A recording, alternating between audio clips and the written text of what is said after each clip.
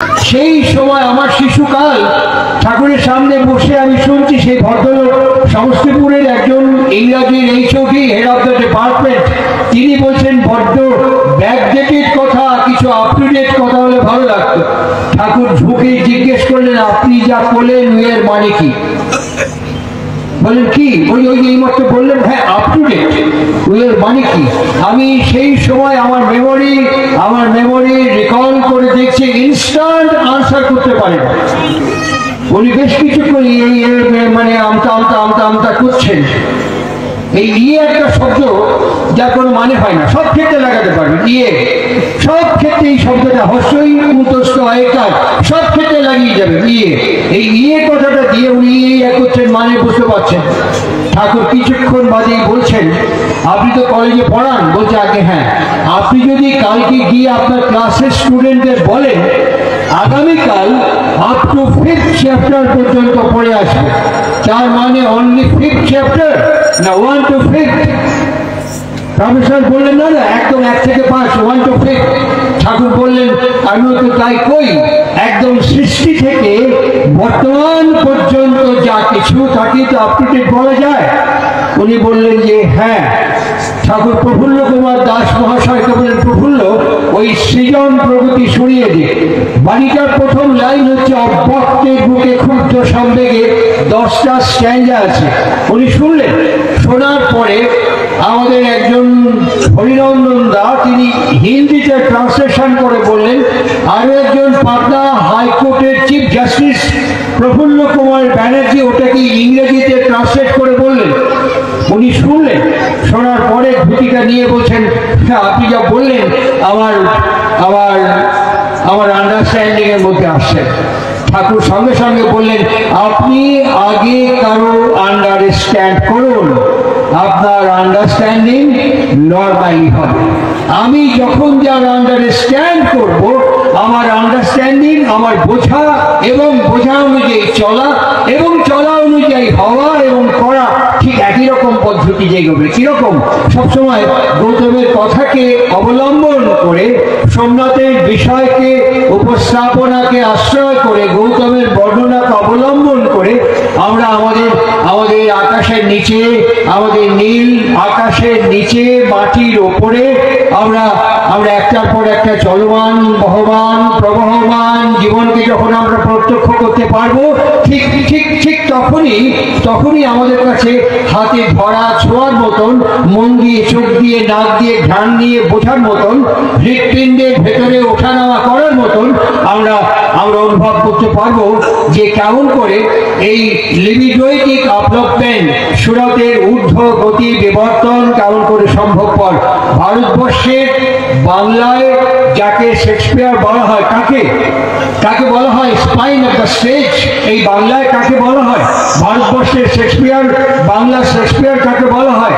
মহাকবি গিরিশচন্দ্র ঘোষকে। মহাকবি গিরিশচন্দ্র ঘোষকে বলা হয় বাংলার spine of the stage, theatrical স্টেজের মেরুদণ্ড। গিরিশচন্দ্র ঘোষকে বলা হয় বাংলার শেক্সপিয়ার। সেই গিরিশচন্দ্র ঘোষ, তার বাবার নাম হচ্ছে নীলমাধব ঘোষ। অল্প বয়সে মাতৃহারা, এই অল্প বয়সে মাতৃহারা গিরিশচন্দ্রের ভাইদেরকে নিয়ে তার বাবা নৌকো করে একটু বিহারে বেরিয়েছেন, এপার থেকে ওপারে যাবেন। যাওয়ার সময় মাঝের নদীতে কাল বৈশাখী ঝড়, নৌকো কাঁপাচ্ছে, দোলাচ্ছে, প্রায় এখনই ডুবে যাবে। কি হয়? ছোট ছোট ছেলেরা বিপদে পড়লে কি করে? মাতৃহারা সন্তান কি করবে? তার বাবার হাত দুটো শক্ত করে চেপে ধরেছে। মা তো নেই, মাতৃহারা বাবার হাত দুটো শক্ত করে চেপে ধরেছে। নৌকাটা ডোবেনি, ভাগ্যক্রমে পাড়ে এসে ঠেকেছে। আর ঠিক সেই সময় তার বাবা নৌকো থেকে ছেলেপুলেদের নামিয়ে, এই হাতটা তখনও ধরা আছে, হাঙুলগুলো এরকম করে ছাড়িয়ে দিচ্ছে। আর ছাড়িয়ে দিতে দিতে ওই চিবুকটা তুলে ধরে বলছে, তুই কি মনে করেছিস নৌকো যদি ডুবতো আমি তোকে বাঁচাতাম?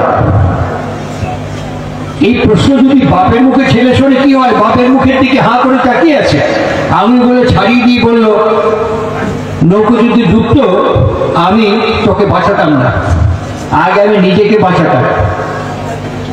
তুই ডুবলেও আমি ফেরেও তাকাতাম না, আগে আমি নিজেকে বাঁচাতাম। সেই শিশু গিরিশচন্দ্র হা করে বাবার মুখের দিকে তাকিয়ে তারপরে মাথা তুলে আকাশের দিকে তাকালো, চিৎকার করে একটা শব্দ উচ্চারণ করেছিলেন, আহ ও মাগো বলে একটা ডাক। এইখান থেকে তার ঈশ্বর, ভগবান, দেবতা, দেবীর ওপরে নাস্তিক্য বোধ, তার অস্তিত্বকে অস্বীকার করা, উপেক্ষা করা, অবজ্ঞা করা, এইখান থেকে তার জীবনে দেব দেবী, কালচার, ক্রেজ, রিচুয়ালকে ইগনোর করা তার মজ্জাগত হয়ে উঠল। এই যে গৌতমের ডাউনওয়ার্ড মুভমেন্ট, নিচের দিকে চলে যাওয়া, এই যে রসক্ষরণের সেক্রিশনের যে নিম্নাভিমুখী গতি, এইখান থেকে শুরু হলো। আর এইখান থেকে শুরু হওয়ার সঙ্গে সঙ্গে বর্তমান পুরুষোত্তম শ্রী শ্রী ঠাকুর অনুকূল চন্দ্রকে দুমকায় মুখার্জি পার্কের ওই বাড়িতে বসে প্রফেসর করেছিলেন, কয়েকদিন প্রফেসরি করেছিলেন। মনমোহিনী টেকনোলজি স্কুল কলেজের প্রিন্সিপাল হয়েছিলেন প্রফুল্ল কুমার দাস। তিনি ঠাকুরকে জিজ্ঞাসা করছেন, ঠাকুরকে পরিষ্কার জিজ্ঞাসা করছেন যে আচ্ছা গৌতম আমাদের স্পার্ম এবং ওভার বর্ণনা করলেন, আজকের বিজ্ঞান এখন এখানে এই পর্যন্ত এগোতে পারেনি।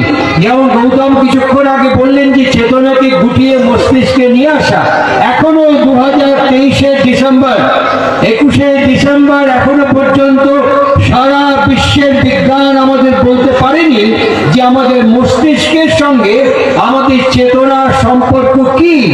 1300 থেকে 1500 গ্রাম ওজন আমাদের ব্রেন, 1300 গ্রাম থেকে 1500 গ্রাম ওজন আমাদের ব্রেন, আমাদের মস্তিষ্ক, ওর সঙ্গে আমাদের কনসিয়াসনেস, আমাদের চেতনার রিলেশন কি এখনো বর্তমান বিজ্ঞান আইডেন্টিফাই করে ডিটেক্ট করতে পারেনি। অনেক ডেফিনেশন দিয়েছে যেগুলো সঠিক ব্রেন এবং কনসিয়াসনেসের রিলেশনশিপের ডেফিনেশন নয়। সেই প্রফুল্ল কুমার দাস শ্রী শ্রী ঠাকুরকে জিজ্ঞাসা করছেন, কি জিজ্ঞাসা করছেন জানেন? আচ্ছা এই যে স্পার্মের কথা গৌতম বললো, 80 লক্ষ জনি পরিভ্রমণের কথা বললো, এতগুলো স্পার্ম, কতগুলো স্পার্ম যায় এখনো সঠিকভাবে আমরা পরিমাপন করতে পারিনি। There are so many sperm. Prafulla Kumar Das জিজ্ঞাসা করছেন, এই যে বাবার শরীর থেকে আমার বাবার যে স্পার্ম আমাকে ক্যারি করে আমার মার শরীরে নিয়ে গেল, এই প্রত্যেকটা স্পার্ম কি একই রকম? এই প্রত্যেকটা স্পার্মের ওজন, চার্জ, ভর একই রকম? যিনি নন ম্যাট্রিক, যিনি একাডেমিক কোয়ালিফিকেশন পাননি, যিনি কোনো সোশিয়াল এস্টাবলিশমেন্ট পাননি, যিনি আমাদের মতন এত বিজ্ঞানের প্রাযুক্তিক প্রাচুর্য জানেন না, একটি হিমায়তপুরের পাবনা জেলার প্রান্তিক পটভূমিতে যার আবির্ভাব, আগমন এবং অবতরণ, তিনি অবলীলাক্রমে প্রফুল্ল কুমার দাসের দিকে তাকিয়ে মাথা নেড়ে বললেন, না, প্রত্যেকটি স্পার্মের থেকে আলাদা। এই যে আমার ডাউনওয়ার্ড মুভমেন্ট হবে না আপওয়ার্ড মুভমেন্ট হবে, এটা কার উপরে নির্ভর করে? আমার সুরাত, আমার লিবিডো আমি কেমন করে পাবো? সেই কারণেই আজকে দীক্ষা গ্রহণ দিবস তাৎপর্যপূর্ণ। আজকে দীক্ষা গ্রহণ দিবস অত্যন্ত সিগনিফিকেন্ট, অত্যন্ত প্রাসঙ্গিক, এবং এর সঙ্গে অভাবে পরিশ্রান্ত হওয়া বা পরিশ্রান্ত না হওয়ার গভীর এবং নিবিড় রিলেশনশিপ শ্রী শ্রী ঠাকুর অনুকূল চন্দ্র তিনি প্রফুল্ল কুমার দাসকে বলছেন, না, প্রত্যেকটি স্পার্মের চার্জ আলাদা। শুধু আলাদা নয়, প্রত্যেকটি স্পার্ম তার এনভায়রনমেন্ট থেকে আলাদা আলাদা ইম্পালসকে রিসিভ করে।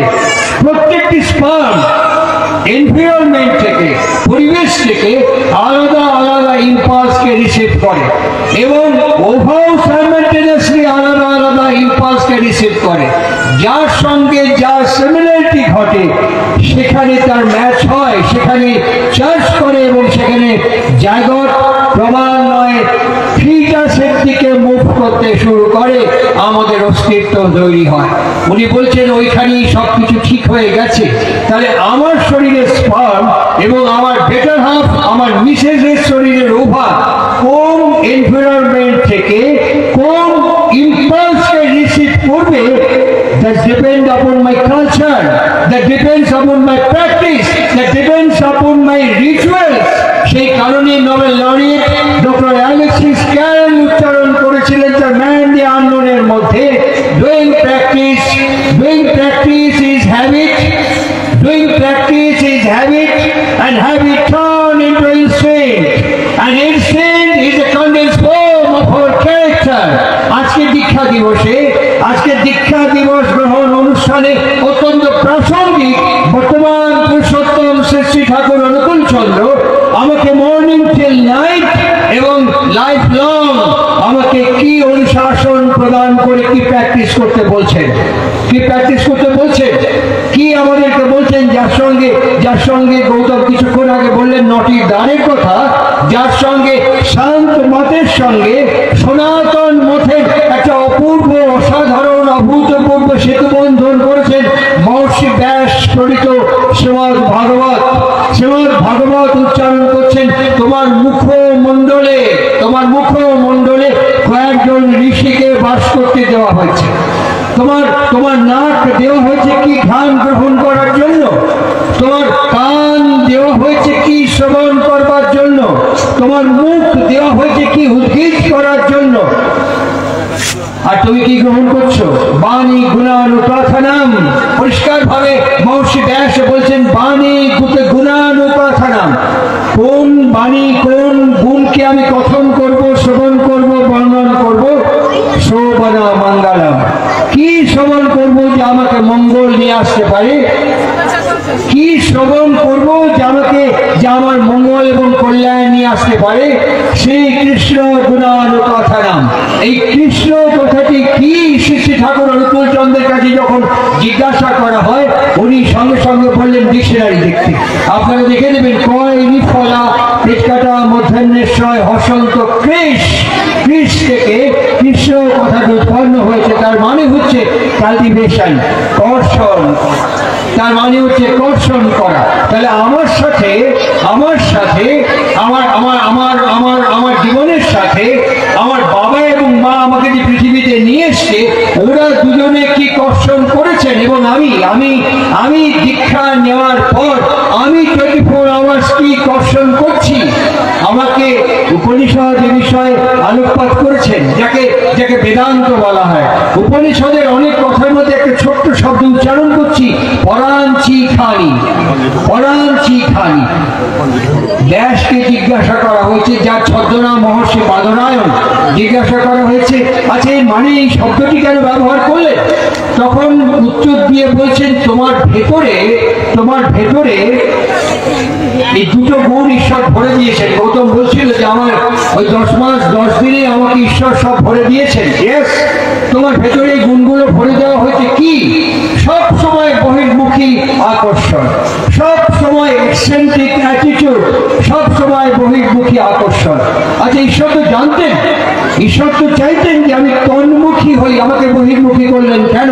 বললেন এটি ঈশ্বরের লীলা রস ও মাধুর্য আস্বাদন। এইটি ঈশ্বরের লীলা রস ও মাধুর্য আস্বাদন তোমার ভেতরে সব দিয়ে তাকে বহির্মুখী করা হয়েছে। ঠিক এই কথাটি শ্রীমদ ভগবত গীতার 16 অধ্যায় আলোচিত হয়েছে দৈবাসুর সম্পদ বিভাগ যোগা। এই 16 অধ্যায়ের মধ্যে বলছে তোমার মধ্যে দৈবিক গুণ এবং তোমার মধ্যে আসুরি গুণ, এই দুটো দিয়ে তোমাকে পাঠানো হয়েছে। তাহলে কি করতে হবে? শ্রী শ্রী ঠাকুর অনুকূল চন্দ্রের সান্নিধ্যে যখন চর্চা হচ্ছে, আমার সুযোগ হয়েছে খুব কৈশোরকাল থেকে, শিশুকাল থেকে তার সান্নিধ্য পাওয়ার। আর সেখানে তিনি বলছেন, এত বড় বিগ্রহ তৈরি করা হলো, এত খরচ করে মন্দির বেরিয়ে হলো, সব তৈরি করা হলো, 56 ভোগ দিনে দেওয়া হলো, তার হাত দেওয়া হলো না, তার হাত রচনা করা হলো না। তার এই হাত দুটো তিনি কৃপা করে, তিনি দয়া করে আমাদেরকে দান করেছেন। সেক্ষেত্রে শ্রী জগন্নাথ তিনি দুটো হাত আমাদেরকে দিয়েছেন। আর মুখ ভাষায় তিনি আমাদের চোখ হাটে দাঁড়িয়ে খালি উচ্চারণ করছেন, আমারে কিনিয়া লহ ভজ গৌর হরি, আমারে কিনিয়া লহ ভজ গৌর হরি, এই শব্দটি উচ্চারণ করছেন। শ্রী ঠাকুরের বাণী গ্রন্থ, তার নাম আদর্শ বিনায়ক। এই আদর্শ বিনায়ক বাণী গ্রন্থে শ্রী ঠাকুর অনুকূল চন্দ্র বলছেন, আলো, এই যে আলো যেমন বলতে পারেন আমি আলো, এই যে মাটির উপরে বসে আছি, মাটি যেমন বলতে পারেন আমি মাটি, এই যে বাতাস যেমন বলতে পারেন আমি বাতাস, ঠিক তেমনই ওই শ্রী বিগ্রহ পুরুষোত্তম তিনিও বলতে পারেন না আমি পুরুষোত্তম। তিনি কি করেন? তিনি মুখ ভাষায় আমার সামনে দাঁড়িয়ে বলেন, আমাকে ছেড়ে আর কাউকে তুমি ভালোবেসো না, আমাকে ছেড়ে আর কাউকে তুমি ভালোবেসো না, তাতে প্রাণে বড় ব্যথা লাগে, তুমি আমাকে ছেড়ে আর কাউকে ভালোবেসো না। এই যে টেন্ডেন্সি, এই যে ট্রেন্ড, এই যে ক্রমাগতি, এইটি প্রাপ্ত হব কেমন করে, এই জন্য প্র্যাকটিস করা দরকার। শ্রীমদ ভাগবত, ব্রহ্মসূত্র, পাতঞ্জল যোগদর্শন, যোগ বশিষ্ঠ সার, একই সঙ্গে doctor Havelock Ellis, Bertrand Russell, William James, Alexis Carrel, এরা আমাদের কাছে তাদের আনফোল্ড করে গেছেন জীবনের বৃত্তান্ত। শ্রী শ্রী ঠাকুর অনুকূল চন্দ্র বলছেন, প্রত্যেকটি স্পার্মের ইন্টারেস্ট আলাদা, ইম্পালস আলাদা করে ধাক্কা মারে এবং তার ফলে তার লাইক মাইন্ডেড ওভার সঙ্গে সে মিলিত হয়। তাহলে আমার ভেতরে আজকে দীক্ষা দিবসে নিঃসন্দেহে আলোচ্য বিষয় অভাব কাকে বলে। ঠাকুর বলছেন ভাব থেকে অভাব কথাটা এসছে। ভাব মানে কি?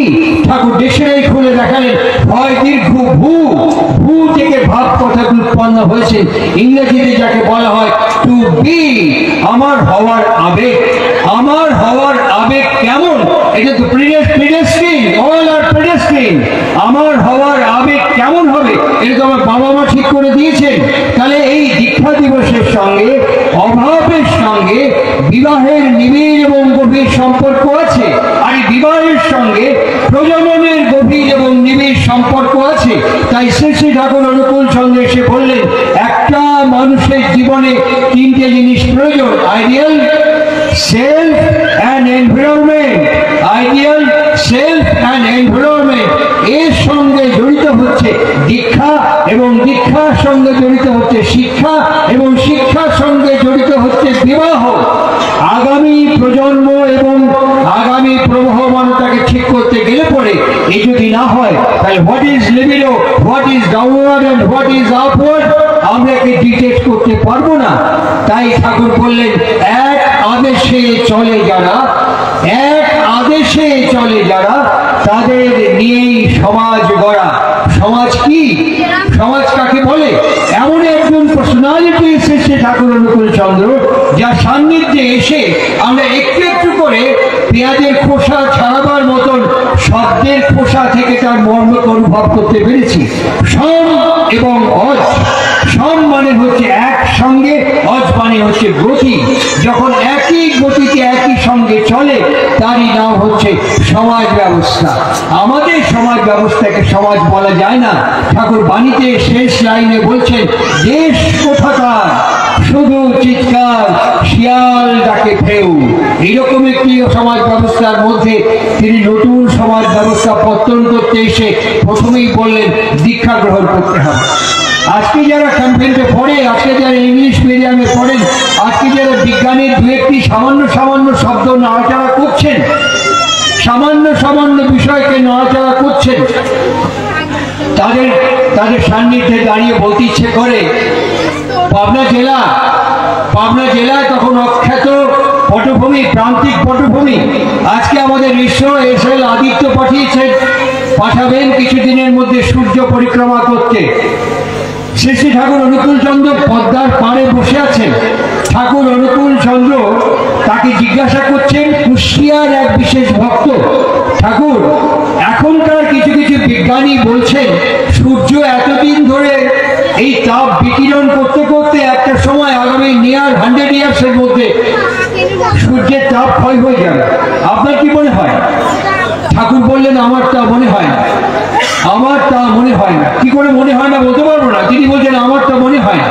কিছুক্ষণ পরে বললেন, জানেন সূর্যের মধ্যে এমন একটা জায়গা আছে যেখানটা বসন্ত ঋতুর মতো আবহাওয়া। সূর্যের মধ্যে এমন একটা জায়গা আছে যেখানটা বসন্তের ঋতুর মতো আবহাওয়া। সূর্যের চারদিকে চারটে তারা আছে যেখান থেকে এক্সপেনশন, রিপালশন এন্ড স্ট্যাগনেশন হচ্ছে, যার ফলে পাওয়ার রিজেনারেট হচ্ছে। আরেকজন ভক্ত বললেন, কয়লা যেভাবে তৈরি ওঠানো হচ্ছে মাটি থেকে, 100 বছরের মধ্যে কয়লা শেষ হয়ে যাবে। ঠাকুর বললেন, হয়তো হবে, কিন্তু তখন পরমাণু থেকে আমরা এনার্জি রিজেনারেট করতে পারবো। তখন অ্যাটমকে ভাঙা সম্ভব হয়নি। তখন এই প্রোটন থেকে, অ্যাটম থেকে আমরা এই পরমাণু সম্পর্কে, নিউক্লিয়ার সম্পর্কে আমরা অগ্রগমন করতে পারিনি। সেই সময় অনুকূল চন্দ্র উচ্চারণ করছেন, তখন নিউক্লিয়ার থেকে আমরা ইলেকট্রিসিটি উৎপাদন করতে পারবো। আজকে আমাদের পরমাণু বিদ্যুৎ কেন্দ্র হয়েছে, পরমাণু অস্ত্র আবিষ্কার হয়েছে, পরমাণু চার্জ করতে শিখেছি আমরা।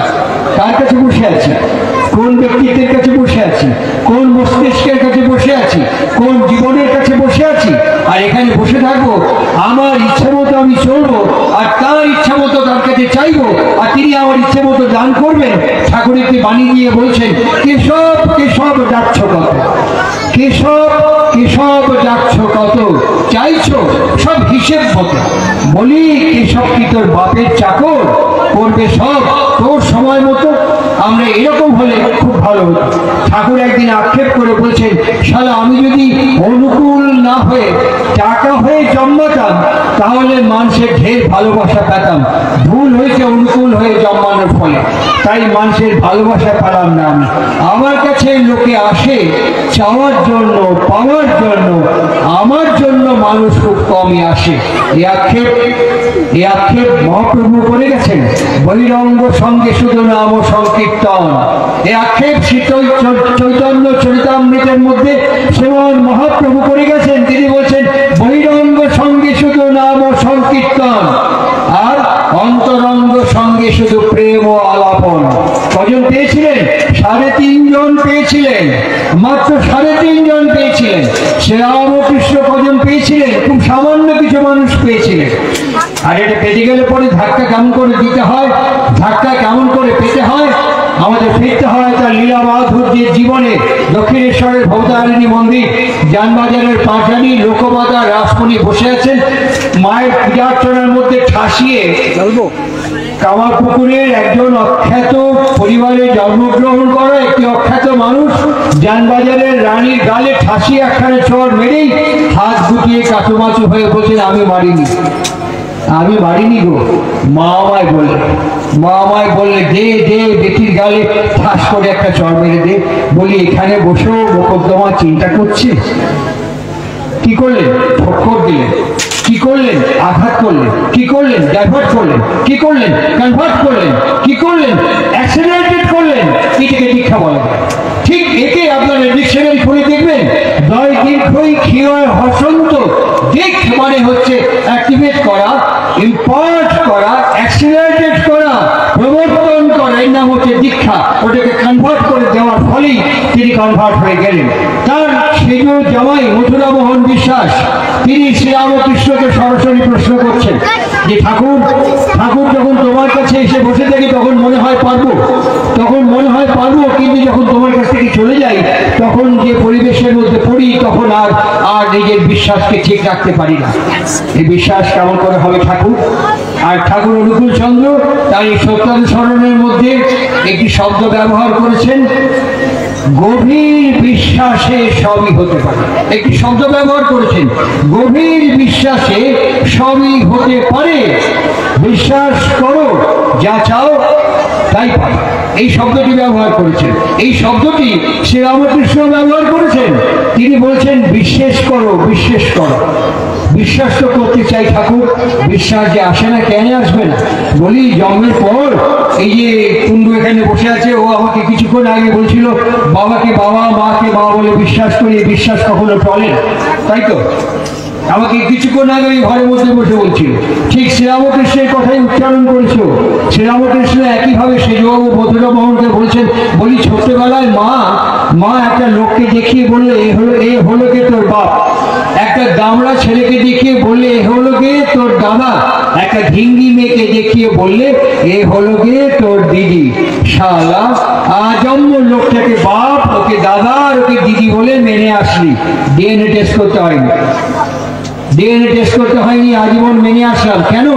মা বলেছে, মা জানিয়েছে। মাতে বিশ্বাস সংক্রামিত হয়েছে। ঠিক একই কথা শ্রী শ্রী ঠাকুর অনুকূল চন্দ্রের কাছে এসছে। বিশ্বাস কাকে বলা যায়?